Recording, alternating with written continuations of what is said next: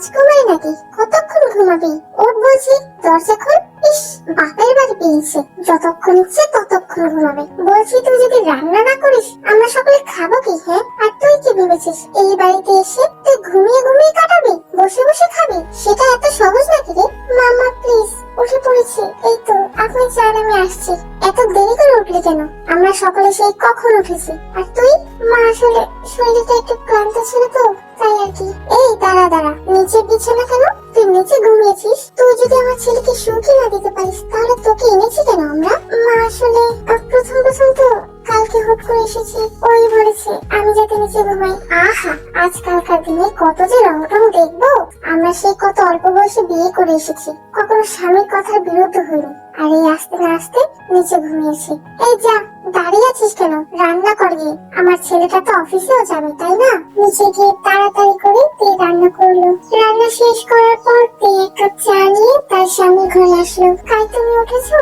দেখো না, চা এনেছি, প্লিজ চাটা খেয়ে নাও আর ফ্রেশ হয়ে নিচে এসো, আমি নাস্তা বেড়ে দিচ্ছি। উফ, সকাল সকাল ওর মুখটা দেখতে হলো। এই তোকে কে বলেছে হ্যাঁ আমার জন্য চা আনতে? আর আমি চা খাই ঠিক আছে, কিন্তু একদম আমার সঙ্গে চিপকাতে আসবে না। তুই যদি ভেবে থাকিস তোকে আমি বিয়ে করেছি বলে তোকে আমি সব অধিকার দেব, তোকে আমি আমার বউ বলে মেনে নেব, তাহলে তুই না একদম ভুল করছিস। না আমি তোকে পছন্দ করি, না আমি তোকে বউ বলে মেনে নিয়েছি। দেখো কাই, আমি জানি তুমি হয়তো এই বিয়েতে খুশি নও, কিন্তু বিয়ে তো হয়ে গেছে না। প্লিজ তাড়াতাড়ি চলে এসো। তের এই কথায় কাইর মাথা গরম হয়ে গেল। তাই কাইদের হাত থেকে চাটা নিয়ে তের হাতে ঢেলে দিল। আহ কাই, তুমি এটা কি করলে? বাবা, মা! তের চিৎকার শুনে তের শ্বশুর চলে আসলো। একিতে বৌমা, তোমার কি হয়েছে? বাবা, ওর হাত চলে যাচ্ছে। কি হাত তো পড়ে গেছে, কি করে পড়লো? বাবা আসলে চা পড়ে গেছে।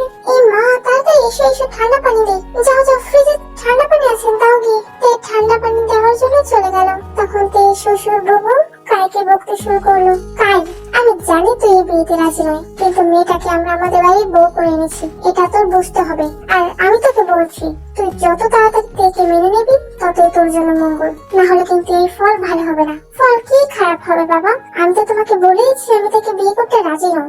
এদের সঙ্গে তোমার ভালো সম্পর্ক ছিল, সে ছিল, মাঝখানে আমাকে কেন জড়ালে? আর আমি তোমাকে এটা আগেও বলেছি আমার পিকে আমি বিয়ে করব। তুমি আমাকে জোর করে বিয়ে করিয়ে এই মেয়েটাকে এই বাড়িতে রেখেছো, কিন্তু আমাকে এর থেকে বেশি আর কিচ্ছু করতে বলবে না। তারপর কাই উঠে তৈরি হয়ে নিচে চলে গেল।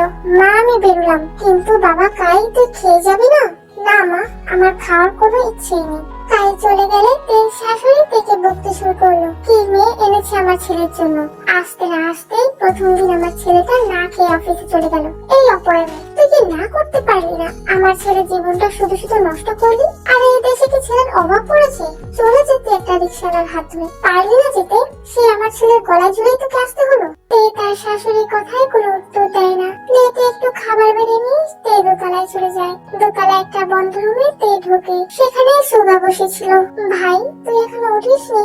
আরে আপু, তুই এসেছিস? হ্যাঁ হ্যাঁ আয়, আমার খুব খিদে পেয়েছে, তাড়াতাড়ি দে কি এনেছিস আমার জন্য। এই দেখ ভাই, তোর প্রিয় পরোটা এনেছি আমি, সাথে তোর প্রিয় মিক্স ভাজি, আর তোর জন্য আমি একটা এগ অমলেট এনেছি। আয় আয় বস, তাড়াতাড়ি খেয়ে নে, তারপর যে আমার অনেক কাজ পড়ে আছে। আপু, তুই আমাকে খাইয়ে দিবি না? দেব রে, কিন্তু আজকে তুই একটু নিজের হাতে খেয়ে নে। কেন কেন? এই তুই তোর হাতটা লুকাচ্ছিস কেন রে? দেখি। না না, কিছু না রে ভাই, তুই তাড়াতাড়ি খা, খেলে আমাকে যেতে হবে। আপু দেখি। এ কি আপু, তোর হাত কি করে পড়লো? আহারে, কতখানি পড়ে গেছে, কি করে পড়লো রে? আর বলিস না, চা বানাতে দিচ্ছিলাম, চা ঢালতে গিয়ে হাতে পড়ে গেছে, তাই বলে এতখানি পড়ে যাবে? তোর খুব জ্বলছে না রে আপু? তোর কষ্ট হচ্ছে অনেক? আয় আয়, আমি তোকে ফু দিয়ে দিই। ধুর পাগল, কষ্ট হচ্ছে না, তুই তাড়াতাড়ি খা না, তারপর তোকে আমাকে কাজ করতে হবে। তারপর সুগা আর কোনো প্রশ্ন না করে খেয়ে নেয়। তেও সুগাকে আবার বন্ধ করে রুমে চলে যায়। আর সুগা হলো তের ভাই। সুগা মানসিক ভারসাম্যহীন। তের বাবা ছিলেন জেহুক। তের মা অনেক আগেই মারা গেছেন। তের বাবাও অসুস্থ ছিলেন।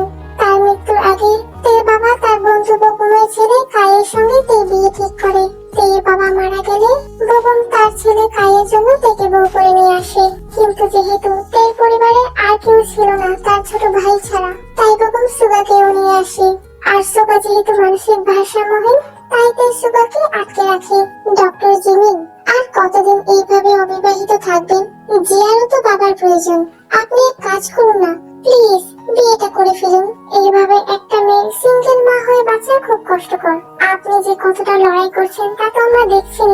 দেখে। কি যে বলেন না ডক্টর রিয়েরি, সত্যি বলতে এখনো মনের মতো কাউকে পাইনি বিয়ে করার জন্য। আর বিয়ে করেই বা কি করব? আমার মেয়েটার 6 বছর, স্কুলে পড়ে। দেখতে দেখতে আর কটা বছর গেলেই আমার মেয়েটা আশা করি অনেক কিছুই বুঝতে শিখে যাবে। তখন তো আর আমার আর চিন্তা নেই, আমি এভাবে জীবন পার করতে পারবো। কিন্তু তাই বলে নিজের স্বামীর স্মৃতি নিয়ে আর কতদিন বাঁচবেন? আপনার হয়তো এখন কাউকে প্রয়োজন হচ্ছে না, কিন্তু একটা সময় যখন আপনার মেয়ে বিয়ে করে চলে যাবে, আপনি তখন একা হয়ে পড়বেন। তখন আপনার মনে হবে যে আপনার পাশে কেউ থাকলে ভালো হতো। দেখ ডক্টর রেডি, আপনিও না। যাই হোক, আসুন আমরা কাজের কথা বলি। আর ওই পেশেন্টের খবর নিয়েছিলেন আপনি? হ্যাঁ হ্যাঁ, আমি নিয়েছি। উনি আপাতত সুস্থ আছেন। যাক, ভালো কথা। তাহলে আপনি থাকুন ডক্টর রেডি, আমার মেয়েকে স্কুল থেকে নিয়ে বাড়িতে দিয়ে আসতে হবে। আচ্ছা ডক্টর জিমিন, আপনি যান। কি রে, তুই এই ঘরে এসেছিস কেন? আমি তোকে বলেছি না তুই অন্য ঘরে ঘুমাবি, তারপরে তুই এই ঘরে আসিস? তোর লজ্জা করে না? তোকে এত বকলাম, বেহায়ের মতো চলে আসিস। প্লিজ স্কাই, আমার কথাটা একটু শোনো, বোঝার চেষ্টা করো একটু। দেখো, বাবা আমাকে পছন্দ করে এনেছেন, কত আশা করে বলো তো। তিনি যদি জানেন তোমার সাথে আমার সম্পর্কটা ঠিক নেই, তাহলে তিনি খুব কষ্ট পাবেন যে। আর কাই, তুমি তো আমাকে চেনো ভালো করে, আমি কেমন মেয়ে আমি জানি। হয়তো আমাকে মেনে নিতে তোমার কষ্ট হচ্ছে, কারণ তুমি হয়তো আমাকে সেই চোখে দেখোইনি। কিন্তু কাই, এখন তো আমাদের বিয়েটা হয়ে গেছে। এখন প্লিজ তুমি মেনে নাও, তুমি সময় নাও, সমস্যা নেই, কিন্তু মেনে তো নাও। আর যতদিন তুমি মেনে না নেবে, আমি নিচেই ঘুমাবো। আমি তোমাকে জোর করবো না, কিন্তু প্লিজ তুমি আমাকে তোমার ঘর থেকে বের করে দিও না। দেখ, একটা কথা তুই একবারে বুঝতে পারিস না। তোকে আমি বলেছি তুই অন্য ঘরে ঘুমাবি, মানে অন্য ঘরে, তুই আমার ঘরে আসবি না। আর হ্যাঁ, যদি আমার ঘরে আসিস তাহলে অবশ্যই নক করে আসবি। আশা করি এইটুকু ভদ্রতা তোর জানার আছে। এখন যা আমার সামনে থেকে। কাই, একটু বোঝার চেষ্টা করো। তোকে গলা ধাক্কা দিয়ে বিয়ে না করলে তোর শান্তি হবে না, তাই না? খেলে তো আমার হাতে মার। এবার যা, যেখানে গিয়েছি শুয়ে পড়, কিন্তু আমার ঘরে তুই আসবি না। যেতে বলেছি এক্ষুনি যা। তেই চলে গেল এবং অন্য একটা ঘরে গিয়ে শুয়ে পড়লো। শুয়ে শুয়ে তেই তার বাবা মাকে উদ্দেশ্য করে বলছে, মা, মেয়েদের যে এত কষ্ট, তুমি সেটা জেনে আমাকে নিয়ে কেন যাওনি বলো তো? যখনই মেয়েদের বিষয়ে ভালো করে বুঝতে শিখতো, তখনই তো তুমি আমাকে ছেড়ে চলে গেলে। আর দেখো না মা, বাবা আমাদের দুজনকে ছেড়ে দিয়ে চলে গেলেন। এই পৃথিবীতে থাকার জন্য যে আমরা যোগ্য না। এখানে সবাই স্বার্থপর, কেউ কারোর প্রতি একটু করুণা করে না মা। দেখো না মা, ভগবানকে কত ভালো লোক, কিন্তু তার ছেলে এতদিন তো ভালোই ছিল।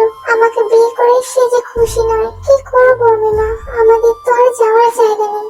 বাড়িটাও যে বাবার চিকিৎসায় বন্ধ রেখে দিয়েছি, না হলে তো এই ভাই বোন বাড়িটায় পড়ে থাকতাম। দুবেলা খাবার না হয় কোনো মতে জুটতো, কিন্তু যতদিন না টাকা আয় করতে পারছি, আমি বাড়িটাও ছাড়াতে পারবো না। এখানে আমার খুব কষ্ট হচ্ছে মা, আমাদের দুজনকে তোমাদের কাছে নিয়ে যাও না মা। এই কাঁদতে কাঁদতে ঘুমিয়ে পড়লো। এই শ্বশুর শাশুড়ি মা খাচ্ছে, এই রান্না করে বসে আছে। দুপুর হয়ে গেল, তার স্বামী এখনো ফিরেছেন অফিস থেকে। কিছুক্ষণের মধ্যেই কাই আসলো, সাথে জেনি নামের একটা মেয়েকে নিয়ে। একে নিয়ে এখানে কেন এসেছিস? বাবা, ও জেনি, তুমি ভালো করে চেনো ওকে, আমার পেয়ে। আর আজ থেকেও এই বাড়িতে থাকবে। কিন্তু এই বাড়িতে কেন? বাবা, তোমাকে আমি বলেছিলাম ওকে আমি ভালোবাসি, আর ও আমাকে। আমি ওকে বিয়ে করতে চেয়েছিলাম, কিন্তু তুমি জোর করে আমাকে ওই মেয়েটার সঙ্গে বিয়ে দিয়ে দিয়েছো। আমি তোমাকে কিচ্ছু বলিনি। ওই মেয়েটাকে আর ওর ভাইকে যেহেতু তোমার এই বাড়িতে রাখা ইচ্ছে, তোমার অনেক দায়িত্ব, তুমি রাখো। সেই বিষয়ে আমি কিচ্ছু বলবো না। তবে আশা করি জেনির থাকার বিষয়ে তুমিও কিছু বলবে না, কারণ এই বাড়ি এখন আমার টাকায় চলে। তোমার কোম্পানি আমি এখন সামলাচ্ছি, তাই আশা করি তুমি বেশি কিছু বলবে না। এইতে ওকে খেতে দে। জেনি, তুমি বসো, আমি ফ্রেশ হয়ে আসছি। ওকে ডার্লিং, তুমি যাও। এই চোখ দুটো জলে ভরে গেল। তে কিচ্ছু বলতে পারছে না। আজ পর্যন্ত তে কোনো ছেলেকে ভালোবাসেনি, কারো দিকে তাকিয়েও দেখেনি। কি করে তাকাবে? মা মরে যাওয়ার পর ঘরের কাজ আর নিজের পড়াশোনা তেকেই সামলাতে হতো, তাই তে হয়তো সেইভাবে সময় পায়নি কাউকে নিজের জীবনে আসতে দেওয়ার। বিয়েটা যখন হয়ে গেছে, তাই তে মনে মনে কাইকে আপন করে নিয়েছিল। কিন্তু কাই যে দেখে এরকম একটা উপহার দেবে তে ভাবেনি কখনো। তে মনের মধ্যে কষ্ট নিয়ে জেনিকে খাবার বেড়ে দিল, এবং কাই আসলে তে কাইকেও খাবার দেয়। খেয়ে দিয়ে জেনি আর কাই অফিসে চলে যায়। বেগম মাথায় হাত দিয়ে বসে থাকে। সকলের খাওয়া হলে তে খাবার বেড়ে নিয়ে সুগার ঘরে যায়। ভাই আমার, কি করছিস? গোসল করেছিস তুই? হ্যাঁ আপু, করেছি। আচ্ছা আপু, তুই কাঁদছিস কেন? তোর চোখ দুটো যে লাল হয়ে গেছে। আরে না, কাঁদছি না, আসলে চোখে আমার অ্যালার্জি, তুই তো জানিস, সেই জন্য লাল হয়ে আছে। আপু, তুই মিথ্যে বলবি আমি বুঝবো না? কি হয়েছে আপু আমাকে বল না। আরে না রে আমার ভাইটি, আমার কিচ্ছু হয়নি। তুই এখন তাড়াতাড়ি খেয়ে নে তো, তারপর আমাকে বাসনগুলো ধুয়ে একটু বিশ্রাম নিতে হবে, শরীরটা ভালো লাগছে না রে। ও সেই জন্য বুঝি। আচ্ছা আচ্ছা, আমি এক্ষুনি লক্ষ্মী ছেলেটার মতো খেয়ে নিচ্ছি। তাহলে তুই তাড়াতাড়ি কাজ শেষ করে আমার ঘরে আসবি, আমার এখানে ঘুমাবি। আমার এখানে একা থাকতে খুব কষ্ট হয় জানিস তো, তুই আমাকে বন্দি করে রাখিস। আচ্ছা ঠিক আছে, আমি সব কাজ সেরে এখানে আসবো। এখন তুই খা তো। সুগা খেয়ে নিলে তে চলে যায়। বেগম অনেক ভেবেচিন্তে তের ঘরে আসে। তে মা আমার। বাবা আপনি? হ্যাঁ আসুন না, বলুন কিছু লাগবে আপনার? না রে মা, কিছু লাগবে না। মা তোকে তো আমি বলিনি, কাইকে যখন আমি আমার কোম্পানির দায়িত্বটা দিই তখনই কাই আমার সেক্রেটারিকে ছাড়িয়ে এই মেয়েটাকে তাই বিয়ে করে। আর ওর সাথে কায়ের সম্পর্ক ছিল, আমি কিছুটা আজ করতে পেরেছি। কিন্তু সেটা না বুঝিয়ে আমি তোর বাবাকে কথা দিয়েছি যে তোকে আমার ছেলের বউ করে আনবো, আর আমি সেটা এনেছি। কিন্তু মা, আমি আমার কথা রাখতে তোর জীবনটা নষ্ট করে দিলাম না তো? না না বাবা, কি বলছেন আপনি? হয়তো এটা আগে জানানোর দরকার ছিল, কিন্তু ব্যাপার না, আমি কিচ্ছু মনে করিনি। দেখো মা, এখন এটা তোমার সংসার, তোমাকেই সবটা গুছিয়ে নিতে হবে। আমার একটাই তো ছেলে, বলো। তুমি এক কাজ করো মা, আমি তোমাকে বাবা হয়ে বলছি, তুমি কথাটা খারাপ ভাবে নিও না। কি কাজ বাবা? বলছিলাম যে মা, যদিও আমার তোমাকে এই কথাটা বলা উচিত না, তাও বলছি, তুমি না একটা সন্তান নিয়ে নাও। একটা সন্তান ঘরে চলে আসলে আমার ছেলেটা ভালো হয়ে যাবে। তুমি দেখো, সন্তানের মুখ দেখলে বাবার এমনি ভালো হয়ে যায়। কিন্তু বাবা উনি তো আমাকে। হ্যাঁ আমি জানি, ও তোমাকে ঘরেই তো আসতে দিতে চায় না, কিন্তু তুমি তো মেয়ে মানুষ, তুমি পারবে। কোনোভাবে একটা সন্তান হয়ে যাক, তারপর দেখো কাই এমনি তোমাকে ভালোবাসবে। আর মা, তোমাকে আমার বৌমা করে এনেছি, আমার পরিবারটা এখন পুরো হয়েছে। আমি চাই তুমি সবকিছু নিজের মতো করে বুঝে নাও। তার শ্বশুরের কথা মন দিয়ে ভাবলো। হ্যাঁ আসলেই তো, একটা সন্তান চলে আসলেই তো সবটা ঠিক হয়ে যায়। তে মনে মনে ভেবে নিল যে তে কাইকে যা হোক করে রাজি করাবে। রাতের বেলা তে সেজে বুঝে কাইয়ের ঘরে যেতে নিচ্ছিল। কাইয়ের ঘরে জানালার পাশে আসতেই তে অদ্ভুত অদ্ভুত আওয়াজ শুনতে পায়। আহ বেবি ছাড়ো না, লাগছে, আস্তে করো। ও চিনি বেবি, তুমি তো জানো আমি তোমাকে কতটা ভালোবাসি, আর আমি তোমাকে এইভাবে প্রতিদিন কাছে চাই, আমার সব থেকে কাছে। সেই জন্যই তো তোমাকে আমি আমার বাড়িতে নিয়ে এসেছি। তুমি অফিসেও থাকবে, তুমি আমার বাড়িতেও থাকবে, তুমি তো আমার জন্য পারফেক্ট। বাবা মাঝখান থেকে মেয়েটাকে নিয়ে আসলো। আর বেবি এখন আসো, আমরা আমাদের কাজ করি। তে জানালা থেকে পর্দাটা সরালো এবং তে দেখলো কাই আর জেনি ইন্টিমেট হচ্ছে। তে এই ব্যাপারটা দেখে তা সামলাতে পারলো না এবং ধপ করে বসে পড়লো। কাই আর জেনি তখন শব্দ পেয়ে গেল এবং দুজনে তাড়াতাড়ি উঠে নিজেদের ঠিকঠাক করে রুমের বাইরে আসলো। এই মেয়ে, তুই কতটা বেহাইয়া, কতটা নির্লজ্জ তুই! এইভাবে অন্যের ঘরে উঠে মাঝে তোর লজ্জা করলো না? কাই তেকে উঠিয়ে একটা চড় মেরে দেয়। বিপরীতে তেও কাইকে সজনে একটা থাপ্পড় মারে। নির্লজ্জ তো তুমি কাই, নিজের স্ত্রী আছে বাড়িতে, তাও একটা বাইরের মেয়েকে এনে কি করে এসব করছো? এইভাবে বাড়ির সম্মান মাটিতে মিশিয়ে দিতে? চুপ, লজ্জা আমার করবে কেন? আমি আগে থেকে এরকম ছিলাম, তুই তো মাঝখান থেকে চলে এলি। কাই বেবি চলো না, ও আমাদের রোমান্টিক মোমেন্টটা নষ্ট করে দিয়েছে। চলো না কাই, রুমে চলো। ওর কথা বাদ দাও তো, জেনে তুমি ঘরে যাও, আমি ওকে শিক্ষা দিয়ে আসছি। এই মেয়ে, তুই কোথায় যাচ্ছিস? দাঁড়া, তোর কি লজ্জা নেই একটু? অন্যের স্বামীর সঙ্গে এসব করতে ইচ্ছি, এইভাবে নিজের শরীর বিলিয়ে দিচ্ছিস? তুই তো বেশ্যা। কি তুই জেনিকে বেশ্যা বললি? কাই তেই চুলের মুঠি ধরে তেকে ধাক্কা মেরে ফেলে দেয়। তে সেখানে বসে কাঁদতে থাকে এবং কাই তার রুমে চলে যায়। আমি এত অভাগা কেন? কি পেলাম আমি জীবনে? এই পৃথিবী থেকে কি আমি কিছুই পাবো না? এত অভাগা আমি, নিজের স্বামীর ভালোবাসা পাবো না আমি? আমার স্বামী আমাকে রেখে অন্য একটা মেয়ের সঙ্গে এসব করছে, আর আমাকে এটা চেয়ে চেয়ে দেখতে হচ্ছে। মা বাবা, তোমরা আমাকে তোমাদের সঙ্গে কেন নিয়ে গেলে না বলো তো? কেন এই নিষ্ঠুর পৃথিবীতে আমাকে রেখে গেলে তোমরা? কার জন্য রেখে গেলে তোমরা? যার জন্য আমাকে রেখে গেলে সে তো আমাকে ভালোই বাসে না, উল্টো আমাকে এভাবে মারধর করছে, আমাকে অত্যাচার করছে। শরীরের অত্যাচার তো মেনে নিতে পারছি, কিন্তু আজ যে ও মানসিক ধাক্কা দিল, এটা আমি কি করে সইব মা? ও বাবা বলো না, কি করে সইব আমি এটা? তে উঠে তার রুমে চলে যায় এবং গিয়ে ঘুমিয়ে পড়ে। পরের দিন তে তার কিছু কেনাকাটার জন্য শপিং মলে যায়। সেখানে তের পার্সটা ছিনতাই হয়ে যায়। আরে আরে, আমার ব্যাগ, আমার পার্স! তখন কজন লোক দেখে তাকিয়ে থাকে। আমার পার্সটা হারিয়ে গেল, এটাই ছিল আমার শেষ সম্বল। আরে আরে মা, তুমি চিন্তা করো না, আমার ছেলে গেছে ওর পেছনে, এক্ষুনি ওকে ধরে নিয়ে আসবে। আর তুমি প্লিজ এইভাবে কান্নাকাটি করো না। কিছুক্ষণের মধ্যেই একটা ছেলে আসে, লম্বা চওড়া পরিপাটি দেখতে।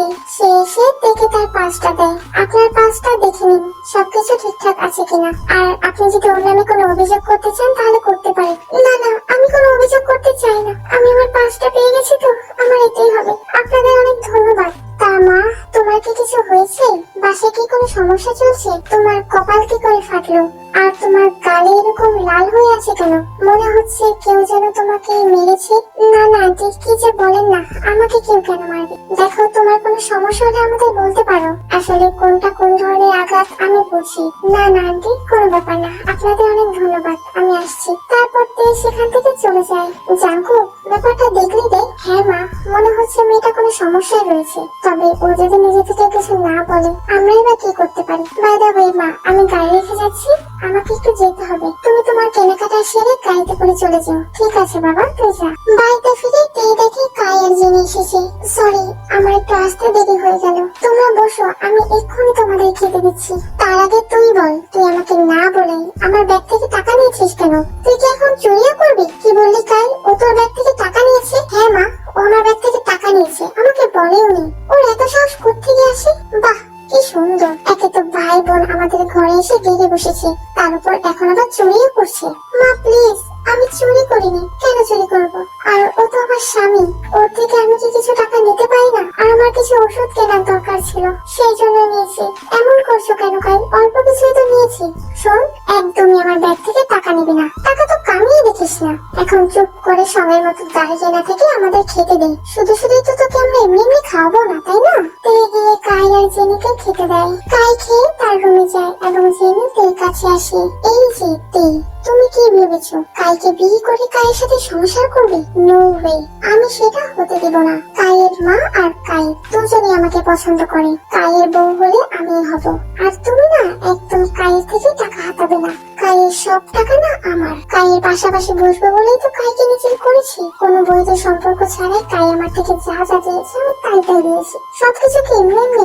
দেখো জেনি, তোমার মতো তো আমি নই যে কাউকে নিজের সম্মান দিয়ে দেবো। তুমি কেন এসেছো সেটা আমি বুঝতে পারছি, কিন্তু জেনি একটু ঠান্ডা মাথায় ভেবে দেখো, কাই আমার স্বামী। তুমি কাইয়ের সাথে যা করছো এটা তোমারই ক্ষতি। প্লিজ জেনি, তুমি চলে যাও, তোমার নিজের জীবন গুছিয়ে নাও। কারণ কাই যেমন তেমন, একবার যদি আমার দিকে মন ঘুরে যায় তখন ওই তোমাকে বাড়ি থেকে বের করে দেবে। আমি চাই না তুমি অপমানিত হয়ে বাড়ি থেকে বের হও। কি? কাই বের করবো আমাকে? কাই না, বের তো করবো আমি তোকে। দেখে নিস খুব তাড়াতাড়ি তোকে আর তোর ওই পাগল ভাইকে আমি এই বাড়ি থেকে বের করে দেবো। এই বাড়িতে তোদের দুজনকে তো আমি থাকতেই দেবো না। রাতের বেলা কাই এসে শুয়ে পড়ে। তেজুবাকে খাইয়ে ঘুম পাড়িয়ে দিতে যায়। এইদিকে জেনি আর কাইয়ের মা কথা বলছে। আমি মেয়েটাকে একদমই সহ্য করতে পারছি না।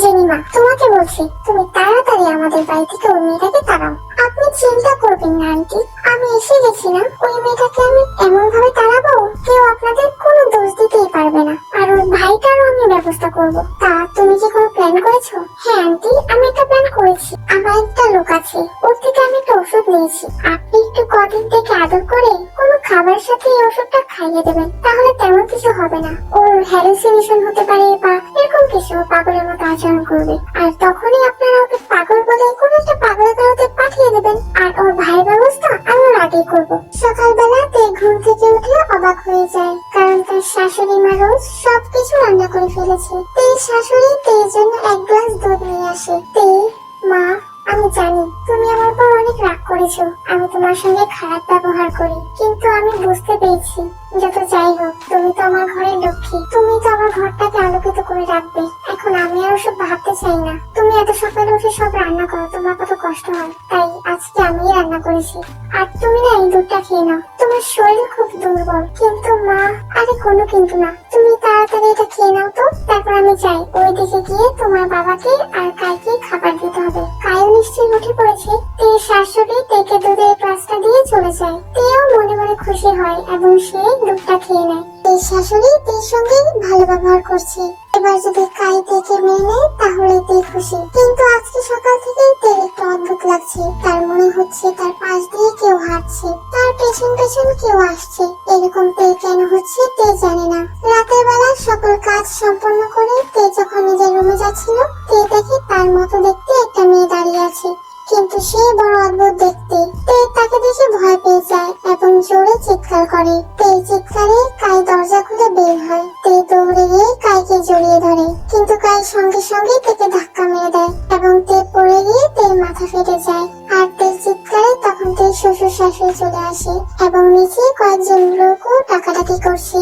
মিস্টার বেগম আর এই যে মিসেস বেগম, আপনাদের তো আমরা ভালো জানতাম, তা মেয়েটাকে কদিন হলো এনেছেন, এখন এরকম অত্যাচার শুরু করেছেন। দেখুন মেয়েটার মাথা ফেটে গেছে, অথচ ওকে আপনারা ধরছিলেন না। কেমন লোক আপনারা? এই ভাই, আপনি এক কাজ করুন তো, পুলিশে কল করুন, ওনাদেরকে না জেলে পাঠাতে হবে। মেয়েটার উপর অত্যাচার করছে। ওই দিন রাতে আমি মেয়েটার চিৎকার শুনেছিলাম। মেয়েটাকে মারধর করে এরা বাড়িতে। তারপর প্রতিবেশীরা পুলিশে কল করে এবং কিছুক্ষণের মধ্যেই পুলিশ চলে আসে। কি হয়েছে এই বাড়িতে দেখুন না অফিসার, এই মেয়েটাকে তার শ্বশুর শাশুড়ি তার স্বামী রোজ রোজ অত্যাচার করে। আমরা বারবার শুনেছি, কয়েকদিন ধরে শুনছি, প্রতিদিন মেয়েটার কান্নার শব্দ পাই। আর এই মেয়েটার ভাই আছে না, মানসিক ভারসাম্যহীন, মেয়েটার ভাইকে আটকে রেখেছে এরা, ঘর বন্দি করে রেখেছে।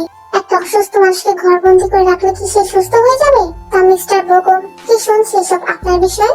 দেখুন অফিসার, এটা আমাদের পারিবারিক ব্যাপার। যদি আমাদের বৌমা কোনো কমপ্লেন করে তাহলেই আপনি এই ব্যাপারে এগোবেন, না হলে না। কেতে, তুমি কি কোনো কমপ্লেন করতে চাও?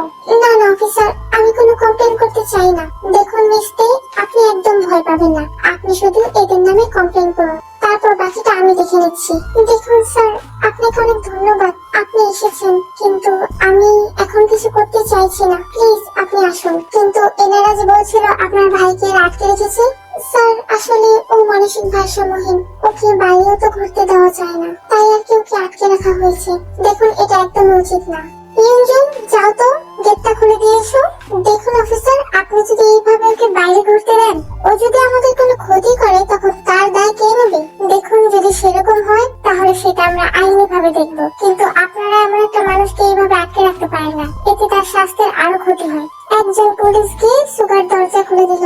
আপু, তুই আমাকে এখানে আটকে আটকে রাখিস, আমার একা একা ভালো লাগে বলতো? সারাদিন আমি কি করি, কিভাবে সময় কাটাই? আর আমাকে কে খুলে দিল রে? ওই যে উনি। আরে তুমি, আজকে থেকে তুমি আমার হিরো, কারণ তুমি আমাকে ওই বন্দি অবস্থা থেকে মুক্তি করেছো। তোমাকে অনেক অনেক ধন্যবাদ আর ভালোবাসা। ঠিক আছে, তোমার কোনো সমস্যা হলে তুমি তোমার আপুকে দিয়ে আমাকে বলবে। আর মিস্তে, আপনি আসুন আমাদের সাথে, আপনাকে চেক আপ করে তারপর পৌঁছে দিয়ে যাব। তারপর তে চলে যায়। কি বৌমা আনলাম আমার ছেলের জন্য, এখন বাড়ি থেকে না পুলিশ আসছে।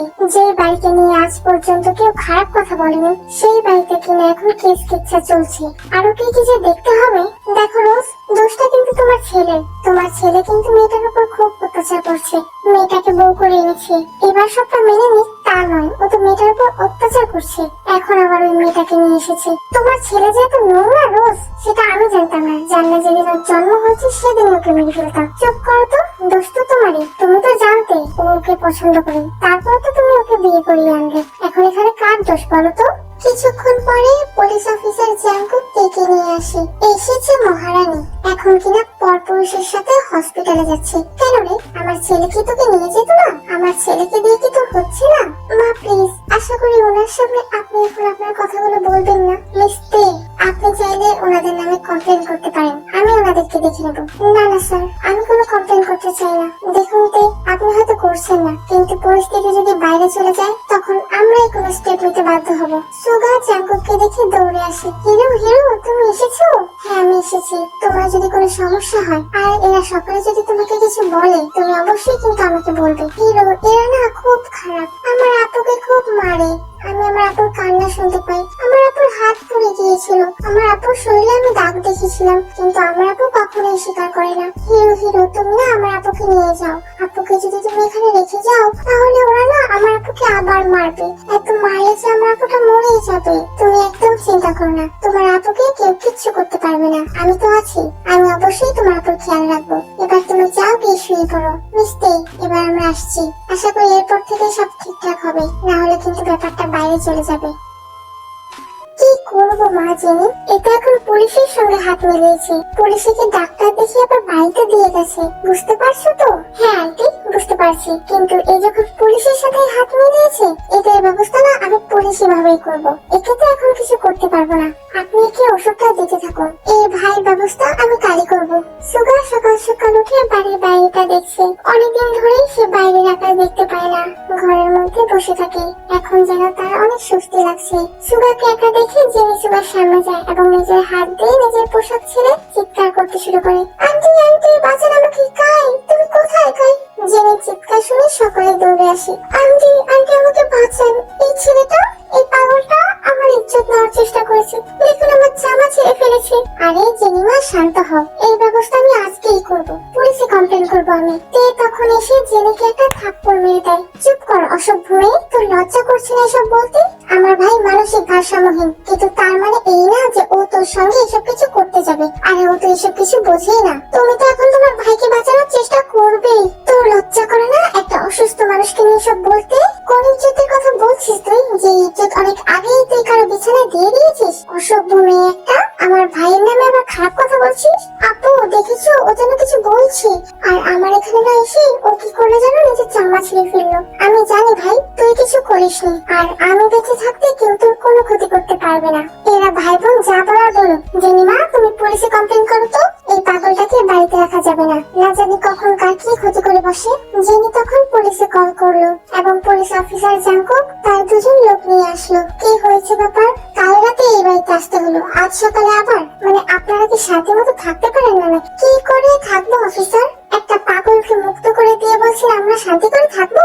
দেখুন কালকে আপনাকে মুক্তি করে দিয়েছেন, আজকে ও আমার ইজ্জত নেওয়ার চেষ্টা করেছে। না না স্যার বিশ্বাস করুন, আমার ভাই এমন কিছুই করেনি। আমার ভাই এসব বিষয় বোঝে না, ও তো এখনো বাচ্চা, ওর এসব সম্পর্কে কোনো রকমের ধারণা নেই। চুপ করো তুমি তো তোমার ভাইকে বাঁচানোর চেষ্টা করবেই। অফিসার আমি কমপ্লেন করছি, আপনি ওকে নিয়ে যান। দেখুন কমপ্লেন যখন করেছেন তাহলে আপনাকে আর সকলকে এখন যেতে হবে, তারপর ওখানে গিয়ে আমরা কমপ্লেনটা নেব। তারপর অফিসার জাঙ্কুক জেনি সুগাতে আর কাইকে নিয়ে যায়। মিস জেনি আপনাকে মেডিকেল চেকআপের জন্য যেতে হবে, কারণ উনি যে আপনার গায়ে হাত দিয়েছে সেই প্রমাণটা আমাদের লাগবে।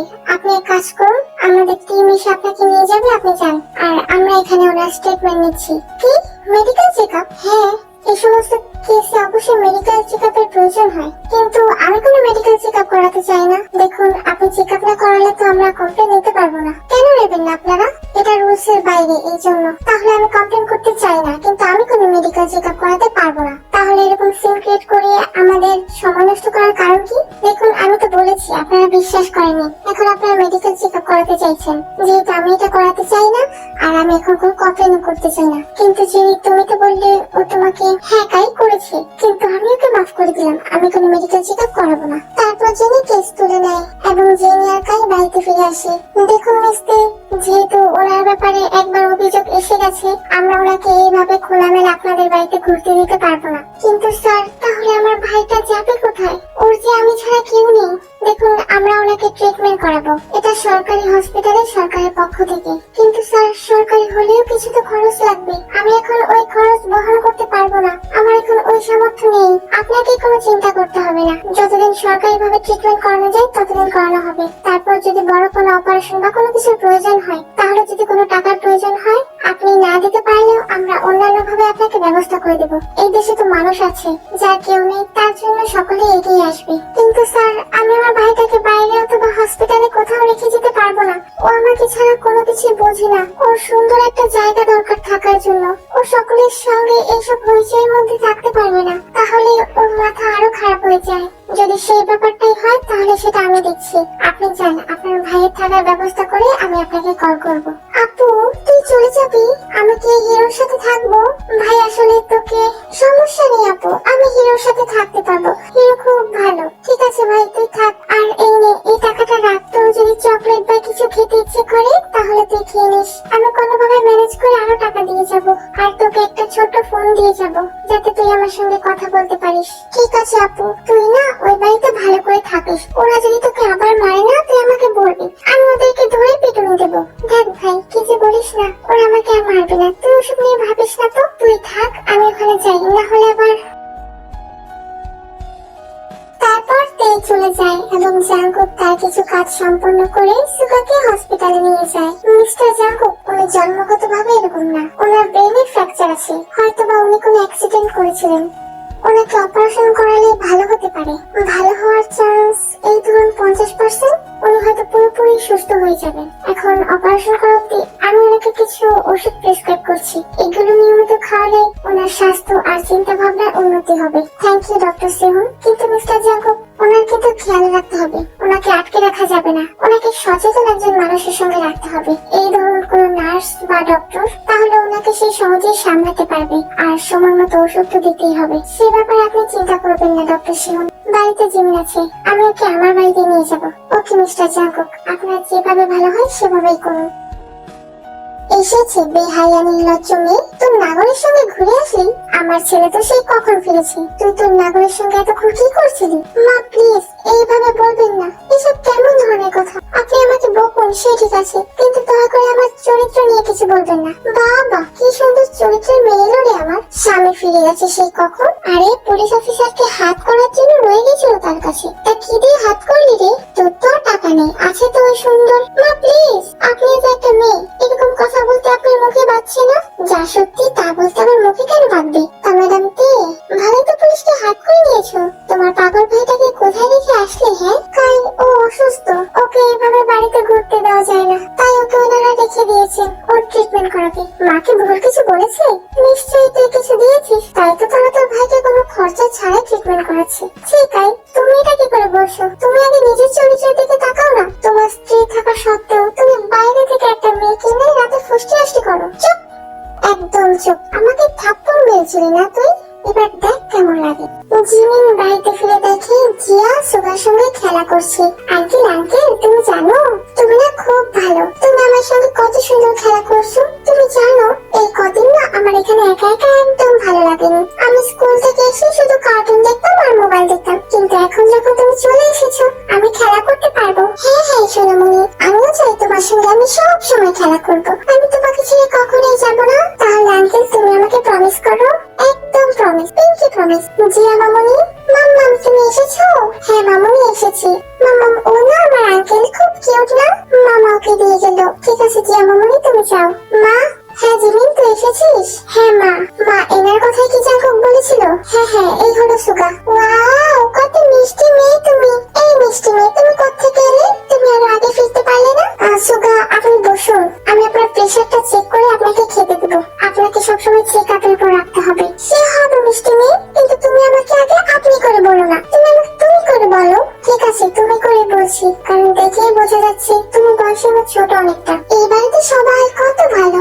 ভালো আন্টিকে পেলাম, সে আমাকে চকলেট দিয়েছে জানো মিষ্টি মেয়ে। তার উপর এখন আবার দেখলাম তোমার মতো একটা মিষ্টি মেয়ে। আর এই যে আমার ফুটফুটে সোনামণিটা। সুগার মুখে সোনামণি শুনে জিমিনের কেমন যেন করে উঠলো। জিমিনের বাবাও জিমিনকে সোনামণি বলে ডাকতো। জিমিনের মনটা খারাপ করলো, কারণ একই সাথে সে তার বাবা আর স্বামীকে হারিয়েছে। কারণ জিমিনের বাবা ও তার স্বামী দুজনেই আর্মি অফিসার ছিলেন এবং একটা মিশনে গিয়ে বোম ব্লাস্ট করে দুজনেই মারা যায়। এই জিমিন। হ্যাঁ মা, তুই তাড়াতাড়ি চেক আপ করিয়ে ওকে নিয়ে আয়, আমি জিয়াকে খেতে বসাচ্ছি। বেশ কয়েকদিন তার ভাই সুগার সঙ্গে দেখা করতে যায় না। ফোনে জাঙ্কুক এর সাথে সুগার কথা বলিয়ে দেয়। আজ তে তাড়াতাড়ি দুপুরে রান্না সেরে তার ভাইকে দেখার জন্য জাঙ্কুকের বাড়িতে যায়। তের মুখটা দেখে আয়ুর খুব খারাপ লাগে। আহারে মা, তোমার কি অবস্থা হয়েছে? এইভাবে শুকিয়ে গেছো? আচ্ছা মা, তুমি কেন কিছু করছো না? ওই বাড়িতে থাকলে তো তুমি মরেই যাবে। না না আন্টি, আমি এই বিষয়ে কিছু করতে চাই না। ভাইকে একটু ডাক দিন। ওই তো জিয়াকে পাঠিয়েছি আমি, এক্ষুনি চলে আসবে। আপু আপু তুই এসেছিস? হ্যাঁ রে ভাই আমি এসেছি। তুই কেমন আছিস বলতো? আমি না অনেক ভালো আছি। এই যে ভালো আন্টি, মিষ্টি মেয়ে, তারপর সোনামণি, ওরা সকলেই ভালো। আর হিরো যেন আমার জন্য চকলেট আর আইসক্রিম নিয়ে আসে প্রতিদিন। আমি আর সোনামণি বসে বসে সেগুলো খাই। সে ঠিক আছে ভাই, কিন্তু প্লিজ ওনাদেরকে কিন্তু জ্বালাস না। দেখ না, ওনারা আমাদের আপন কেউ হয় না। তারপর ওনারা তোকে আর আমাকে কতটা সাহায্য করছেন, তোকে এই বাড়িতে থাকতে দিয়েছে। ছি ছি দে, কি বলো তুমি মা? আমাদেরকে প্লিজ এইভাবে পর করে দিও না। আর সুগা তো খুব ভালো ছেলে, কত শান্তশিষ্ট। ওর ব্যাপারে ওর বাড়িতে কেন যে এরকম একটা অপবাদ দিল সে তো অনেক কথা আন্টি, কিন্তু এখন আমাকে যেতে হবে। না না আপু, তুই কতদিন পরে এসেছিস, আজকে তুই যাবি না, তুই আমাদের সাথে খেলবি। তুই আমি সোনামণি একসাথে খেলবো। না রে ভাই, আমার কি ওইসব খেলার আর বয়স আছে? তুই খেল যা। তারপর সুগা দিয়ার সাথে চলে যায়। কিছুক্ষণ তে সময় কাটায়। আয়ুটাকে পেট ভরে খাইয়ে দেয়। সন্ধ্যাবেলা জাঙ্কুক ফিরে আসলে দেখে তে জাঙ্কুকের বাড়িতে। তে তুমি এসেছো? হ্যাঁ, আসলে ভাইকে অনেকদিন দেখিনি তো তাই আসলাম। তে তোমার গালে এই দাগটা কেন? ওই অমানুষটা কি আবার তোমাকে মেরেছে? না আসলে মারেনি, বাস এমনি। দেখো তে, এখন আর লুকানোর মতো কিছুই নেই। তুমি ওই বাড়িতে প্রতিনিয়ত অত্যাচারিত হচ্ছ। তুমি ওই বাড়িতে আর থেকো না। তুমি এক কাজ করো, তুমি আমাদের বাড়িতে চলে আসো। কি যে বলেন না আপনি জাঙ্কুক, আমি কি করে আপনার বাড়িতে আসবো? মানুষ খারাপ বলবে।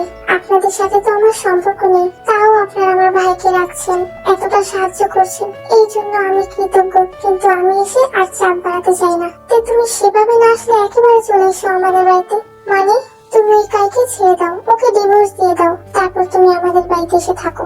না জাঙ্কুক, সে হয় না। ওর সাথে আমার বিয়ে হয়েছে আর বাবা আমাকে অনেক আশা করে এনেছেন। আমি তাদেরকে ছেড়ে দিয়ে কি করে আসবো? তাহলে তুমি ওই বাড়িতে প্রতিদিন অত্যাচারিত হবে। কবে যেন ওরা তোমার ক্ষতি করে বসে, তুমি সেটা জানো? ঠিক আছে, তাহলে আপনি থাকুন, আমি আসি, তোমাকে ছেড়ে দিয়ে আসি। জাঙ্কুক তেকে নিয়ে বের হয়। তারা লিফটে ওঠে। তখনই তে হ্যালুসিনেশন হয়। তে চিৎকার করতে থাকে, এই আসবে না তুমি আমার কাছে, একদম আসবে না। কি চাও তুমি? হ্যাঁ কে তুমি? কেন আমার পিছু করছো? মিস্তে মিস্তে, আপনি শান্ত হন, কি হয়েছে আপনার? তে ভয়ে জাঙ্কুককে শক্ত করে জড়িয়ে ধরে। তে জাঙ্কুককে ছেড়ে দেয় এবং তাদের ফ্লোর চলে আসলে তারা দুজনেই নেমে যায়। মিস্তে কিছু মনে করবেন না, লিফটে শুধু আপনি আর আমিই ছিলাম। আপনি কাকে দেখে এরকম ভয় পাচ্ছিলেন? আমাকে বন্ধুর মতো ভেবে বলুন। দেখুন জাঙ্কুক, আমি সত্যিই জানি না আমার কি হয়েছে। খেতে খেতে জিমিন ভাবছে, আজকে সে যখন ফিরেছিল তখন দুজন মহিলাকে তার সম্পর্কে কথা বলতে দেখে।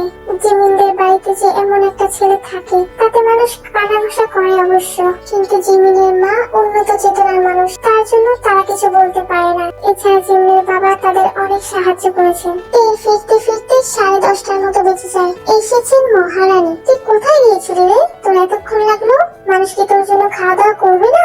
রান্না করবে কে রাতে? দেখ দেখ কাই, তুই কাকে বিয়ে করে এনেছিস? ও এখন রাত বিরেতে বাইরে থেকে ফিরছে। আর মানুষ যদি দেখে, মানুষের যদি চোখে পড়ে, আমাদের বাড়ির সম্মান থাকবে? কোন সম্মানের কথা বলছেন আপনি মা? আপনাদেরকে মানুষ আদৌ সম্মানের চোখে দেখে তো? দেখছিস কাই, দেখছিস কি বলছো? ওর এত স্পর্ধা হয়ে গেছে।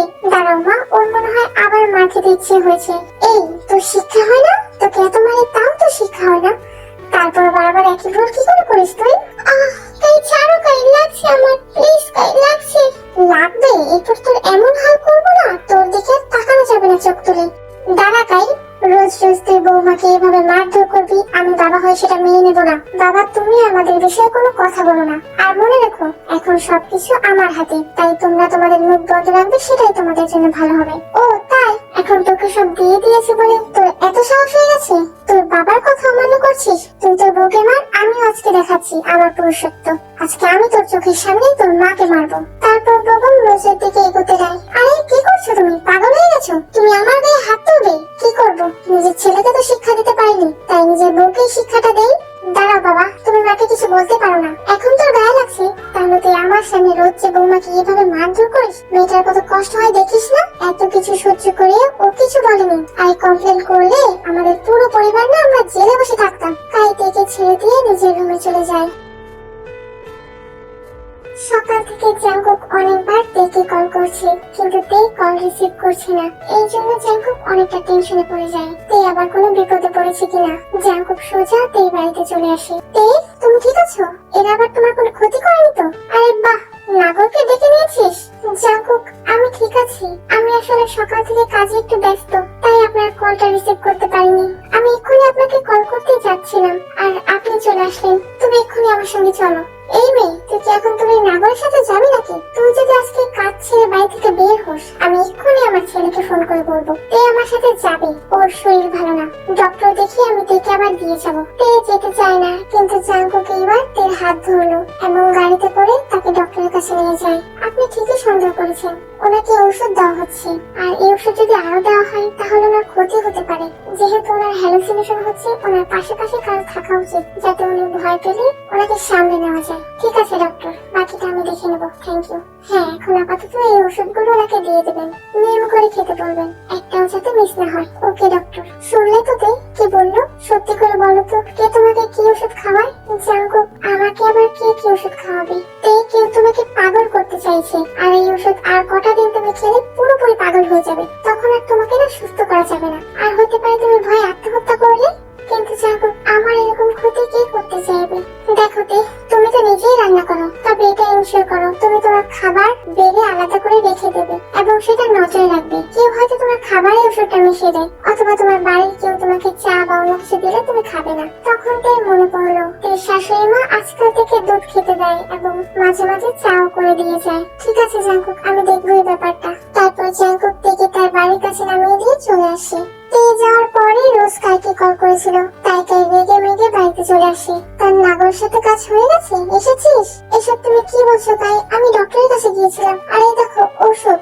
ও ওষুধ, তা এখন আবার কিসের ওষুধ আনা হচ্ছে? আর তুই কিসে অসুস্থ? কাই আমি তোমাকে সবটা বলবো, এই বিষয়টা তোমাকে অবশ্যই বলা উচিত। কি বলবি তুই? হ্যাঁ কি বলবি? আরে তুই যে দিন দুপুরে বেলা ফষ্টি নষ্টি করে বেড়াচ্ছিস, আমাদের সম্মানটা কোথায় গিয়ে দাঁড়াবে ভেবেছিস একবার? কাই প্লিজ চুপ করো না, সবটা তোমরা জানো, তাও কেন এরকম কথা বলো? কাই উঠে তেকে একটা চড় মেরে দেয় এবং তে তার সামলাতে না পেরে নিচে পড়ে যায়। তখন তে কোমর থেকে কাপড়টা সরে যায়। আসলে তে বেশিরভাগই শাড়ি পরে থাকতো। তে কোমর থেকে কাপড়টা সরে গেলে কায়ের চোখ তে কোমরের দিকে যায়। তখনই কায়ের যেন কেমন একটা অনুভূতি হয়। কাই থেকে হাত ধরে টেনে উঠিয়ে তার রুমে নিয়ে যায়। আমার ঘরের বউ হয়ে তে পরপুরুষের সাথে এসব করে বেড়াবে, আমি সেটা সহ্য করবো? আর আমিও তো হয়েছি পাগল, ঘরে এরকম একজন থাকতে আমি তার একবারও সুযোগ নিইনি, অন্য পুরুষের জন্য ছেড়ে দিয়েছি। আরে তোকে তো প্রথমে আমারই নষ্ট করা উচিত ছিল। আর আজকে আমি তোর সব শখ মেটাবো, আর তারপর না তোর আর পরপুরুষের সাথে ঘোরাতে পারে কথা, তাদের দিকে তাকাতেও ভয় পাবে।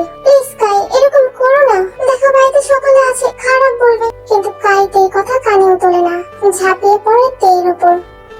তের চিৎকার এবার বগমের বুকটা কাঁপিয়ে দিল।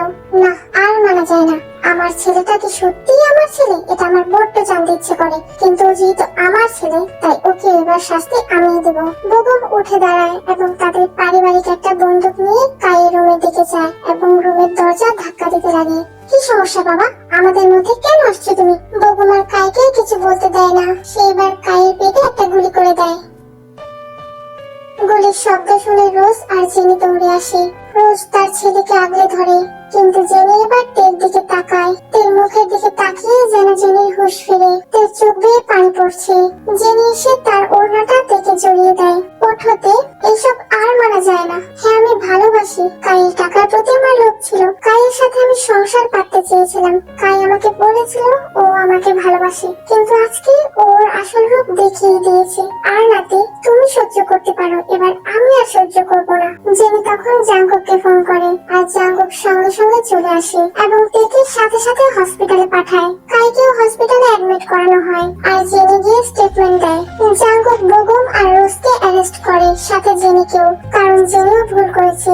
হসপিটাল থেকে তেকে জাঙ্কুকের বাড়িতে নিয়ে যায় জাঙ্কুক। আহারে কি মিষ্টি মেয়েটা, মানুষ এতটা জানোয়ারের মতো কি করে হতে পারে? আর এরা কি মানুষ? কিভাবে মেরেছে, আঘাত করেছে মেয়েটাকে, মুখের দিকে যেন তাকানো যাচ্ছে না। আইন থেকে একটা ঘরে গিয়ে ঘুমের ওষুধ খাইয়ে শুনিয়ে দেয়। তে ঘুমিয়ে পড়ে। পরদিন সকালে তে জানতে পারে বগমকেও ধরে নিয়ে যাওয়া হয়েছে। তে গিয়ে জাঙ্কুককে রিকোয়েস্ট করে যাতে বগমকে ছেড়ে দেয়। জাঙ্কুক বলে এই ব্যাপারটা তার হাতে নেই, আর খুব তাড়াতাড়ি কোর্ট তাদের শাস্তি শুনানি দেবে, আর তেকে কায়ের সাথে ডিভোর্স করিয়ে দেবে। তের এখন আর কিছুই করার নেই। তে থানা থেকে তার বাড়িতে ফিরে যায়। বাড়িতে তে আজ পুরোই একা।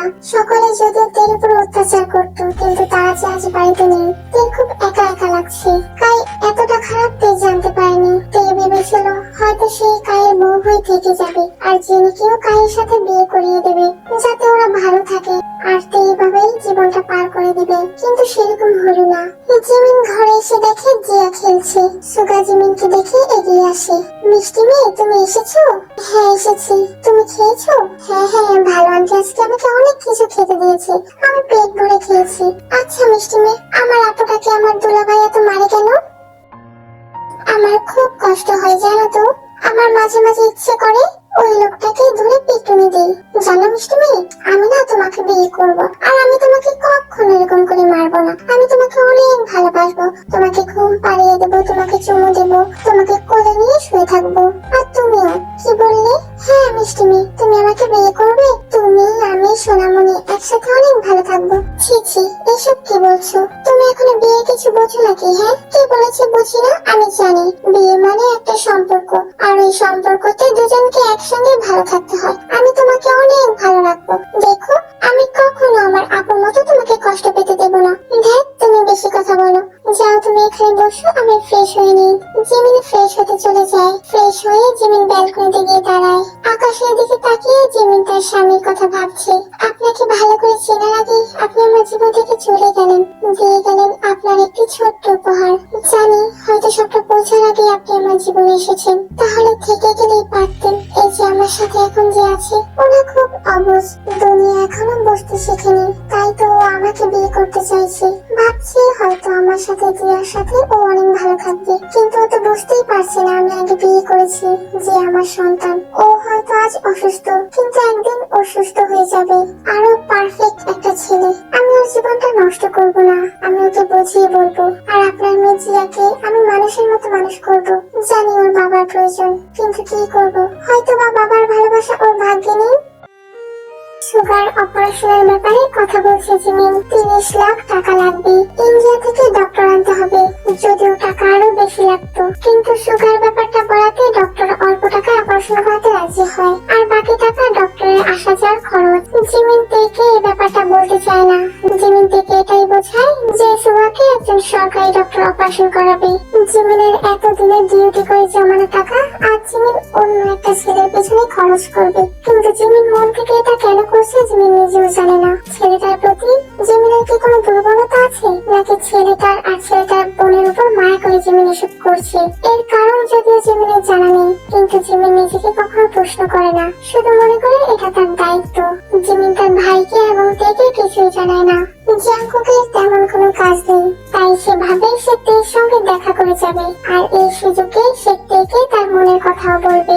জাঙ্কুক তের পাশে আসায় তে একটু খুশি হয়। তে জাঙ্কুককে সুগার অ্যাক্সিডেন্টের ব্যাপারটা বলে। অনেক বছর আগে সুগা আর তাদের মা তাদের গ্রামের বাড়ি থেকে ফিরছিল, তখন একটা অ্যাক্সিডেন্টে তের মা মরে যায়। সুগা যদিও বেঁচে যায়, কিন্তু তার মাথায় আঘাত লাগার কারণে সুগা এরকম হয়ে যায়। তারপর থেকে আজ অব্দি সুগাকে এইভাবে আগলে রাখছে তে। জাঙ্কুকে এইসব শুনে খুব খারাপ লাগে। জাঙ্কুক তেকে বলে, দেখে নিও তুমি তে, সুগা সুস্থ হয়ে যাবে, তোমরা দুই ভাই বোন খুব ভালো থাকবে, সৃষ্টিকর্তা তোমাদেরকে অনেক সুখী করবেন। কিন্তু তে, আমি তোমাকে আজ কিছু বলতে চাই। হ্যাঁ বলুন না। আপনি আমাদের যে এইভাবে সাহায্য করেছেন, এভাবে আপন কেউ করে না। প্লিজ তে, সাহায্য করার কথা পরে বলো, এখন আগে আমার কথাটা শোনো। তে, তোমার স্বামী মানে মিস্টার কাই ঠিক হয়ে গেলে কোর্ট থেকে তোমাদের ডিভোর্সের রায় চলে আসবে, তোমাদের ডিভোর্স হয়ে যাবে, আর কাইয়ের আশা করি বেশ কয়েকদিনের শাস্তিও হবে। তাই আমি চাই যেহেতু তোমাদের ডিভোর্সটা হবে, তুমি নতুন করে জীবনটা শুরু করো, আর এর জন্য আমি তোমার পাশে থাকতে চাই। আমি জানি আপনি তো আমার পাশেই আছেন। এইভাবে না তে, অন্যভাবে। অন্যভাবে বলতে তে, আমি তোমাকে বিয়ে করতে চাই। আমি চাই তুমি আমার সাথে থাকো, আমি তোমাকে সব দেব। আজ পর্যন্ত তুমি যা যা পাওনি তাই আমি তোমাকে দেব। তোমাকে কোনোদিন আমি কোনো অভিযোগ করতে দেব না তে। না, এই হয় না। আপনি সব কি বলছেন জাঙ্কুক? আপনি একজন ভালো লোক, কত সম্মানিত ব্যক্তি আপনি। আপনি আরো অনেক ভালো মেয়ে ডিজার্ভ করেন। আমি তো অত্যাচারিত একজন নারী শুধুমাত্র। আমি চাই না আপনার সঙ্গে গিয়ে আপনার জীবনটা নষ্ট করে দিতে। আপনি কাউকে নিয়ে ভালো থাকুন। আমি এভাবেই ভাবছি আমরা জীবনটা শুরু করবো আমার ভাইটাকে নিয়ে। তাই তুমি এরকম ভাবছো কেন, যখন আমি তোমাকে বলছি আমি তোমার পাশে আছি? আমি তোমাকে চাইতে, আমি তোমাকে সত্যি ভালোবেসে ফেলেছি। জানি না আপনি আমাকে ভালোবেসেছেন নাকি মায়া থেকে এসব বলছেন। তে, যদি মায়ায় বলো তাহলে হ্যাঁ, আমি তোমার মায়ায় পড়েছি। তোমার ওই দুটো সরল চোখ, আমি ওই চোখ দুটো মায়ায় পড়েছি। আমার আর কিচ্ছু চাই না। তো তুমি আমার সাথে আমাদের বাড়িতে চলো। না জাঙ্কুক, আমি পারি না। যে আমাকে উপকার করেছে আমি তার জীবন এভাবে নষ্ট করে দিতে পারি না। কি সব যাতা বলছো, নষ্ট করে দেবে? আমি কিছু শুনতে চাই না তে, তুমি আমার।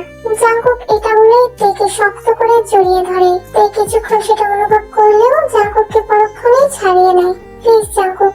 জাঙ্কুক তের দিকে তাকিয়ে আর কিছু বলে না, কারণ জাঙ্কুক তের ব্যাপারটা বুঝতে পারে। আজকে সুগার অপারেশন। এই সকাল থেকে কিছু খায়নি। এই শুধু মন থেকে তার সৃষ্টিকর্তার কাছে প্রার্থনা করছে তিনি যেন তার ভাইটাকে সুস্থ করে দেন। অবশেষে দীর্ঘ প্রতীক্ষার পর সুগার অপারেশন সম্পন্ন হলো। বোন আমার একদম চিন্তা করবে না, কয়েক ঘন্টা পরেই সুগার জ্ঞান ফিরে যাবে আর সুগার সুস্থ হয়ে যাবে। আপনাকে অনেক ধন্যবাদ জিমিন আপু, আপনি না থাকলে এসব সম্ভবই হতো না। কি যে বলো না, এটা তো আমাদের দায়িত্ব। কিন্তু এবার কিন্তু তোমাকে আমি একটা দায়িত্ব দেব। হ্যাঁ বলুন। দেখো সুগার তো অপারেশন হয়েছে আর ওকে বেশ কয়েকদিন এখানেই থাকতে হবে। ওর দেখাশোনা করার জন্য নার্স অথবা ডক্টর লাগবে। আমাদের হসপিটালে এখন খুব ভিড়, তাই এখন আমি ভাবছি ওর দেখাশোনার জন্য আমিই থাকবো। যেহেতু আমার জিয়া রয়েছে তাই ওকেও তো দেখাশোনা করতে হবে। আমি চাইতে তুমি একটু জিয়াকে কদিন না হয় দেখে রাখো। তুমি কদিন আমাদের বাড়িতেই থাকো। কি এইটুকু করবে না? হ্যাঁ হ্যাঁ, করবো না কেন, অবশ্যই করবো। আপনারা আমার জন্য যা যা করেছেন তার কাছে এইটুকু অনেক সামান্য। এখন তোমাকে যেতে হবে। জিয়ার স্কুল ছুটি হয়ে গেছে, তুমি জিয়াকে নিয়ে তারপর বাড়িতে চলে যাও। আর তোমাকে দেখেও খুব দুর্বল লাগছে, তুমি এখন ওই দিকটায় থেকে সম্পূর্ণ বিশ্রাম করো। সুগারকে দেখার জন্য আমি আছি। পরতে জিয়াকে আনার জন্য বের হতে নেয়, তখনই জাঙ্কুক হসপিটালে ঢুকছিল। জাঙ্কুক আসতেই মুখোমুখি পড়ে যায়, কিন্তু জাঙ্কুক দেখেও না দেখার ভান করে হসপিটালে ঢুকে পড়ে। জাঙ্কুকের এরকম আচরণে তে যদিও কষ্ট পায়, কিন্তু সেটা বুঝতে দেয় না। তে জিয়াকে আনার জন্য স্কুলে যায়, তখনই জাঙ্কুকের ফোনে কল আসে। জাঙ্কুক স্যার, হসপিটাল থেকে মিস্টার কাই পালিয়েছেন। কি? জাঙ্কুকের মনে তখন ভয় ঢুকে পড়ে। জাঙ্কুক তেকে কল করে, কিন্তু তে কলটা রিসিভ করে না। ওইদিকে তে জিয়ার স্কুলের সামনে দাঁড়িয়ে আছে। জিয়াও স্কুল থেকে বের হয়। জিয়ার তে বাড়ির উদ্দেশ্যে রওনা করবে, ঠিক তখনই কাই এসে তাদের সামনে দাঁড়ায়। মা, মিসেস কাই, তুমি তো ভালোই আছো দেখছি। নিজের স্বামীকে হসপিটালে পাঠিয়ে এখন দিব্যি পরপুরুষ নিয়ে ভালো আছো। তাদের পরিবারের প্রতি নিজের কত দায়িত্ব পালন করছো। কিন্তু মিসেস কাই, মিস্টার কাইকে ছাড়া যে তুমি অসম্পূর্ণ, তোমার এটা বোঝা উচিত। আমি যেখানে তুমিও সেখানে। কাই থেকে আর জিয়াকে জোর করে তুলে নিয়ে তাদের বাড়িতে চলে যায়। তারপর সে থেকে আটকে রেখে জাঙ্কুককে কল করে। পুলিশ মশাই, ভালো আছো? আমাকে জেলে ভরবে বলেছো, এসো এসো জেলে ভরো। ও সরি, তুমি তো আমাকে জেলে ভরতে পারবে না। তুমি তো জেলে ভরতে পারবে আমার লাশ আর সাথে তোমার প্রেমিকার লাশ। এসে তোমার প্রেমিকার লাশটা নিয়ে যাও, ওকে মেরে ফেলবো এক্ষুনি, তাড়াতাড়ি এসো। এসব তুই কি বলছিস কাই? তুই তো কোনো ক্ষতি করবি না। বল তুই কোথায় নিয়ে গেছিস থেকে? ও পুলিশ, শুধু তেকে জানিনি, সাথে তোমার ভাগ্নিকে মেরেছি। তুমি তো তেকে পাবে না, তোমার ভাগ্নিটাকে নিয়ে যাও। খুব কান্নাকাটি করছি, আমার মাথা ধরে যাচ্ছে ওর কান্নার শব্দে। তাই তোকে বারবার করে বলে দিচ্ছি, যদি তোর কোনো ক্ষতি হয় আর যদি আমার ভাগ্নির কোনো ক্ষতি হয়, আমি কিন্তু তোকে ছেড়ে দেবো না কাই। আরে এত রাখছো কেন? আমি আমাদের বাড়িতেই আছি। আমি আর আমার বউ শেষবারের মতো আমাদের বাড়িতে সংসার করছি, তারপর তো আমরা দুজনে ওপরে চলে যাবো। তুমি এসে তোমার ভাগ্নিটাকে নিয়ে যাও। জাঙ্কুক আর এক মুহূর্তও দেরি করে না, তাড়াতাড়ি বেরিয়ে পড়ে তে আর কাইয়ের বাড়ির উদ্দেশ্যে। সেখানে গিয়ে জাঙ্কুক দেখে তেকে কাই বেঁধে রেখেছে। কাই, তুই পাগল হয়ে গেছিস, একদম তের গায়ে হাত দিবি না। কি করবো বলো, এতদিন দেখেছি এখনো যে হাত দেয়নি, এটাই তো আমার সব থেকে বড় ভুল। আর যে আমি হাত দিতে গেলাম অমনি আমার অবস্থা দেখো না তুমি নিজের চোখে। কাই, সাবধান হয়ে যা বলছি, ভালো হবে না। এসব করে তুই কিছুই পাবি না। তোকে জেলে এখন হলেও যেতে হবে আর পরে হলেও যেতে হবে। তুই কোনো ভুল করে নিজের শাস্তি বাড়াস না। কিন্তু কাই জাঙ্কুকের কথায় কোনো কান দেয় না। কাই একটা চাকু নিয়ে তের দিকে এগিয়ে যায়। জাঙ্কুক তখনই কাইয়ের হাতে গুলি করে দেয় কাইকে। তারপর জাঙ্কুকের লোক এসে ধরে নিয়ে যায়। তেকে আর জিয়াকে জাঙ্কুক নিয়ে বাড়িতে দিয়ে আসে। তে প্রচন্ড ভয় পেয়ে আছে, কারণ সে ভাবতে পারেনি কাই তেকে মারার চেষ্টা করবে, হয়তো বা কাই তের উপর অত্যাচার করত। কিন্তু আজ পর্যন্ত তেকে মেরে ফেলবে এরকম কথা কাই কখনো ভাবেনি। সময় আজ এমন জায়গায় এসে দাঁড়িয়েছে, কাই তেকে মারতে চাইছে। সবকিছুর সমাধান করে জাঙ্কুক রাতের বেলা বাড়িতে ফিরে আসে। তুমি কাইকে নিয়ে একদম ভেবো না, ও তোমার কোনো ক্ষতি করতে পারবে না। আমি আছি তো। আমি জানি জাঙ্কুক, আপনি না থাকলে জানি না আজ আমার কি হতো। সেসব কথা তুমি বাদ দাও তো, তুমি বিশ্রাম করো। আর কালকে কিন্তু কোর্টে তোমাদের শুনানি, আশা করি কাই ওর যথাযোগ্য শাস্তি পাবে। এইভাবে বলো না তে, এটা আমার দায়িত্ব। আর তার থেকে বড় কথা, তুমি আমার দায়িত্ব। আমি তোমাকে বলে বলেছি আমি তোমার দায়িত্ব নিতে চাই। আর তুমি কতদিনই বা এভাবে মুখ ফিরিয়ে নেবে?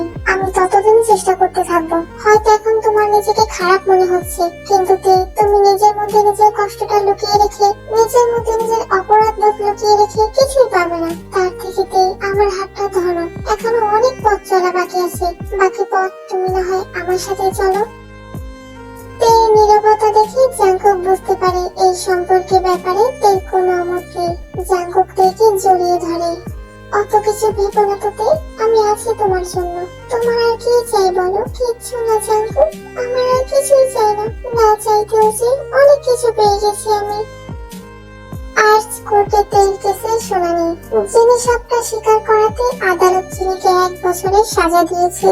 অপরদিকে কাইকে 2 বছরের সাজা দেওয়া হয় এবং তাকে অর্থদণ্ডে দণ্ডিত করা হয়। তেল শাশুড়ি রোজকেও 1 বছরের সাজা দেওয়া হয়। আর বগন যেহেতু কাইকে গুলি করেছে, তাই তাকে 2 বছরের সাজা দেওয়া হয়।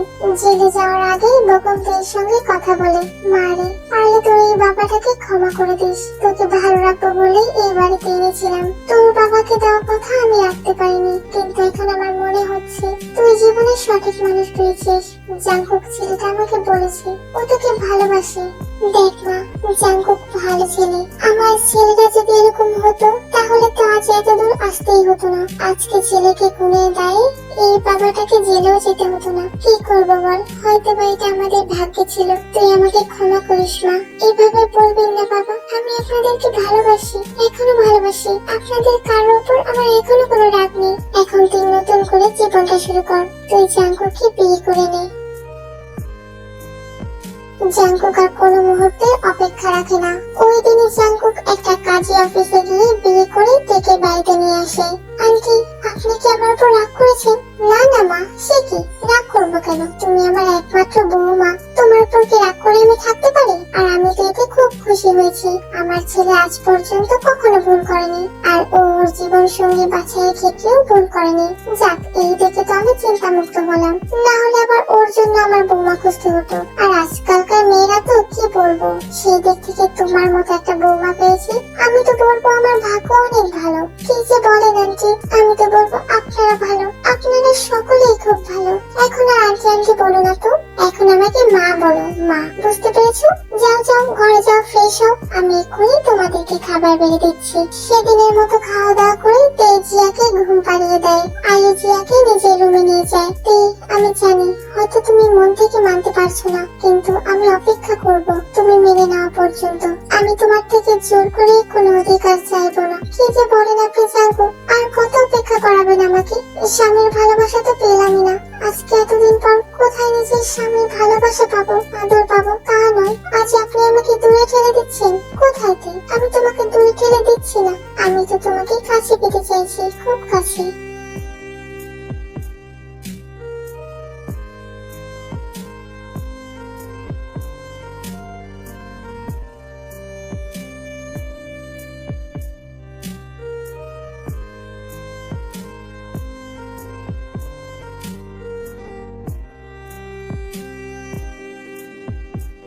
ওনাকে ওষুধগুলো ঠিকঠাক দিচ্ছেন তো? হ্যাঁ ডক্টর, দিচ্ছি।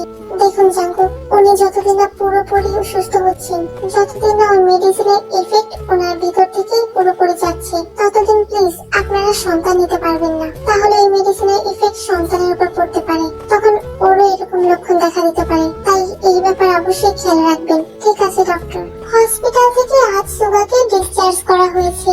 জিমিন সুগাকে নিয়ে বাড়িতে ফিরেছে। সুগা এখন আর আগের মতো নেই। সুগার কথায় অনেকটা পরিবর্তন এসেছে। এখন সুগাকে দেখলে সত্যি মনে হয় সে দেখতে শুনতে যোগ্য একটা পুরুষ, যাকে অনেক মেয়েরাই মনে মনে পাওয়ার চিন্তা করে। জিমিন সুগাকে ডাইনিং এ বসিয়ে দিয়ে ফ্রেশ হতে চলে যায়। সুগা, বাবা, এখন তোমার ভালো লাগছে? হ্যাঁ আন্টি, এখন আমি একদম সুস্থ আছি।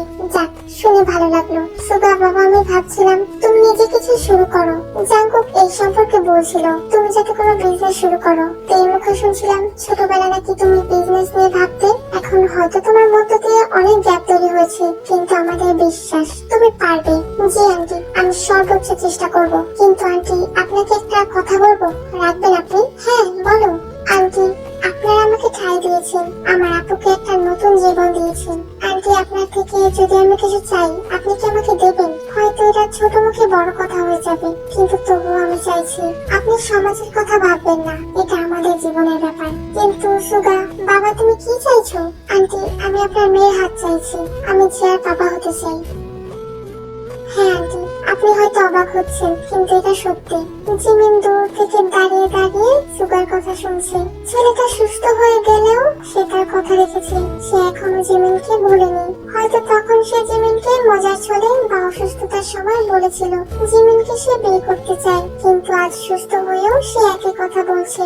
এটাই হয়তো সত্যিকারের মানুষের পরিচয়, যারা কথা দিয়ে কথা রাখতে জানে। কিন্তু বাবা, তুমি ভেবে বলছো তো আমার মেয়েটা বিবাহিত, ওর একটা মেয়ে আছে? হ্যাঁ আন্টি, আমি ভেবেই বলছি আমি জিয়ার বাবা হতে চাই।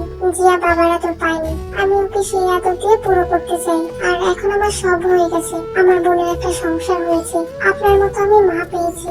এখন আপনার মেয়েটাকে যদি আমার হাতে তুলে দেন, তাহলে আমার বাকি জীবনটা নিশ্চিন্তে কাটবে। আয়ু কিছুক্ষণ ভাবলো এবং তাকিয়ে দেখলো জিমিন দাঁড়িয়ে আছে। আয়ু জিমিনের দিকে তাকিয়ে তার মতামত জানতে চাইলো। জিমিন চুপ থেকেই তার মাকে বুঝিয়ে নিল যে সে এই বিয়েতে রাজি। আয়ু আর কোনো কথার অপেক্ষা রাখে না, জিমিনকে তুলে দেয় সুগার হাতে। যাক, আজ তার মেয়েটাও একটা সংসার পেয়েছে, এবার তার মেয়েটাও ভালো থাকবে, স্বামীর আদর পাবে, তার নাতনিটাও বাবার আদর পাবে। এখন যেন আয়ুর কাছে প্রশান্তি লাগছে। সত্যি আজ তার পরিবারটা পুরো হয়ে গেল। কিছুক্ষণের মধ্যে তেই আর জাঙ্কুক চলে আসে। মামা এসে পড়ছি। আরে সুগা ভাই, তুমি এসেছো? হ্যাঁ হিরো, আমি এসেছি। আরে বা, তোমার এখনো মনে আছে তুমি যে আমাকে হিরো বলে ডাকতে? থাকবে না কেন, সব মনে আছে। আমার এটাও মনে আছে আমি ভালো আন্টি বলে ডাকতাম, আর এখন থেকে আমি ওনাকে মা বলে ডাকবো। কি? হ্যাঁ জাঙ্কুক, যে মেয়ের সাথে আমি সুগার বিয়ে ঠিক করেছি। সুগার তেয়ের দিকে তাকিয়ে বোঝাতে চাই তেই রাজি কিনা। কি বলছিস ভাই, আমি রাজি হব না কেন? তুই কিভাবে ভালো থাকবি সেই কবে থেকে তো আমি এটাই চেষ্টা করে আসছি, এতে আমার কোনো আমত নেই। বরং আমি তো খুব খুশি, কারণ আপুর মতো ভাবে পাওয়া সত্যি ভাগ্যের ব্যাপার।